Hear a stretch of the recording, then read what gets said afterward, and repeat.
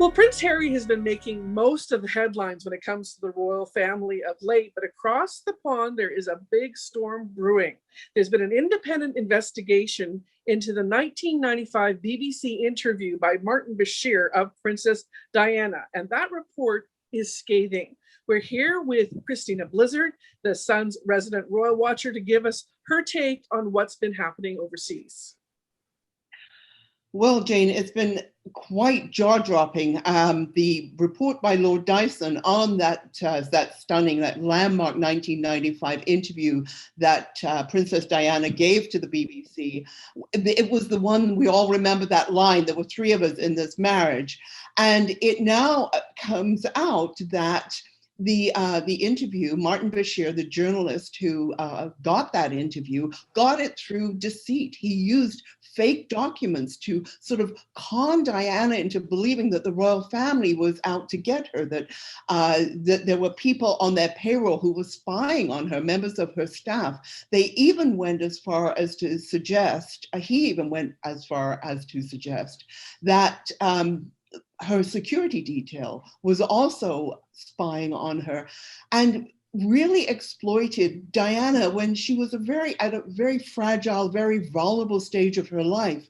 So this has been quite shocking, and Prince William came out with an absolute stunning statement yesterday for a royal. He was very outspoken in damning this and saying that he hoped that that interview was never used again, and talked about how they had preyed on his mother's vulnerability, her paranoia, and how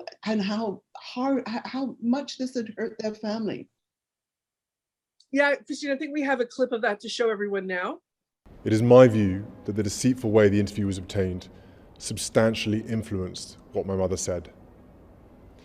The interview was a major contribution to making my parents' relationship worse and has since hurt countless others. It brings indescribable sadness to know that the BBC's failures contributed significantly to her fear, paranoia, and isolation that I remember from those final years with her.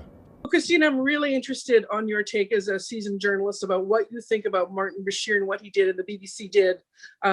Should that interview never be seen again? Well, Martin Bashir everyone wondered at the time how he had got this interview. He was a no-name journalist at the time. He sort of arrived, I believe, did an interview with Michael Jackson, but then he disappeared, and everyone wondered how he had managed to get this interview. Well, now we know. And it was, according to Prince William, obtained with deceit. And as a journalist, I can't help thinking that if you obtained that interview through deceit, then there's a very strong case to be made for never using that again, never airing that again.